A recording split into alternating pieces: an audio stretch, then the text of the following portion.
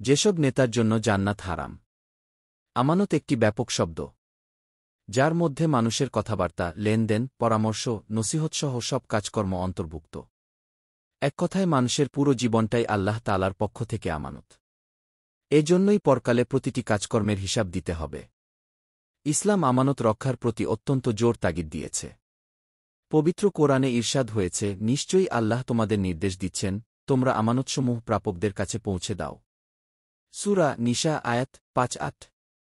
আমানত বলতে আমরা কেবল টাকা পয়সার বিষয়টি বুঝি, কিন্তু আমানতের অর্থ ও মর্ম ব্যাপক। এর ক্ষেত্রপরিধি বিশাল। আল্লাহ প্রদত্ত সব কিছু আমাদের কাছে আমানত। সহায় সম্পত্তি, সন্তান-সন্ততি, এমনকি আমাদের শরীরের অঙ্গপ্রত্যঙ্গ আল্লাহর দেওয়া আমানত। অর্পিত দায়িত্ব ও নেতৃত্ব অত্যন্ত গুরুত্বপূর্ণ ও কঠিন আমানত। এ ব্যাপারে অবহেলা বেশি প্রকাশ পায়। অথচ এর খিয়ানতের ভয়ে ইসলামের ৪ খলিফা সব সময় তটস্থ থাকতেন। তারা রাষ্ট্রীয় কোষাগার থেকে এক পয়সাও যেন এদিক সেদিক না হয় সেদিকে তীক্ষ্ণ নজর রাখতেন। ন্যায়নীতিনিষ্ঠা প্রতিষ্ঠায় তারা ছিলেন সদা প্রস্তুত। রাষ্ট্রীয় কোষাগার লুণ্ঠন করে বিলাসবহুল জীবনযাপন মানে জনগণের সঙ্গে প্রতারণা ও জনগণের আমানতের খিয়ানত করা। এই আমানত রক্ষার জন্য যোগ্যতা, সততা ও আল্লাহভীরুতা ছাড়াও প্রয়োজন হল ভার বহনের সৎসাহস।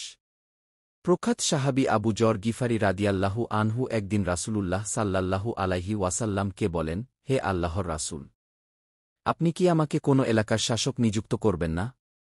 তখন তিনি আমার কাঁধে আঘাত করে বলেন, হে আবু যর, তুমি দুর্বল, আর শাসনকার্য হল একটি আমানত।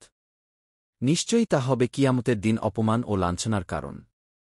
তবে সে ব্যক্তি নয় যে তা যথার্থভাবে গ্রহণ করে এবং নিষ্ঠার সঙ্গে তার উপর অর্পিত দায়িত্ব পালন করে। মুসলিম হাদিস ১৮২৫।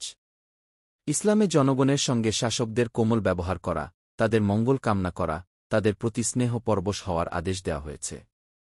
এবং প্রজাদের ধোঁকা দেওয়া, তাদের প্রতি কঠোর হওয়া, তাদের স্বার্থ উপেক্ষা করা, তাদের প্রয়োজন সম্পর্কে উদাসীন হতে নিষেধ করা হয়েছে।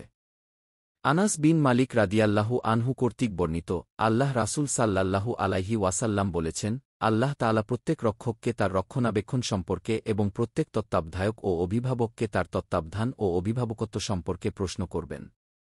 যথার্থই কি তারা তাদের কর্তব্য পালন করেছে, অথবা অবহেলা হেতু তা বিনষ্ট করেছে? সহিহ ইবনে হিব্বান হাদিস ৪৪৯২। নেতার মধ্যে দায়িত্বশীলতা ও নম্রতার গুণ থাকতে হবে। আয়েশা সিদ্দিকা রাদিয়াল্লাহু আনহু বলেন, আমার এ ঘরে রাসূল সাল্লাল্লাহু আলাইহি ওয়াসাল্লামকে দোয়া করতে শুনেছি, আল্লাহ, যে ব্যক্তি আমার উম্মতের যে কোনো কাজে দায়িত্বশীল হিসেবে নিযুক্ত হন এবং লোকদের সঙ্গে নম্র ব্যবহার করেন, আপনিও তার সঙ্গে নম্র ব্যবহার করুন। মুসলিম হাদিস ৪৭২২। অপর হাদিসে রাসূল সাল্লাল্লাহু আলাইহি ওয়াসাল্লাম বলেন, যে ব্যক্তি কোনো মুসলমান জনগোষ্ঠীর নেতা হন, অতঃপর তাদের সঙ্গে প্রতারণামূলক কাজ করেন এবং ওই অবস্থায় তার মৃত্যু হয়, তবে আল্লাহ তাআলা তার জন্য জান্নাত হারাম করে দেবেন। বুখারী হাদিস ৭১৫১। আল্লাহ সবাইকে সঠিক জ্ঞান দান করুন এবং জীবনের সর্বত্র দিন মেনে চলার তৌফিক দিন। আমিন। দিন প্রচারের উদ্দেশ্যে ভিডিওটি শেয়ার করুন। লাইক, কমেন্ট, ফলো এবং চ্যানেলটি সাবস্ক্রাইব করে পাশে থাকবেন। জাযাকাল্লাহ খৈরান।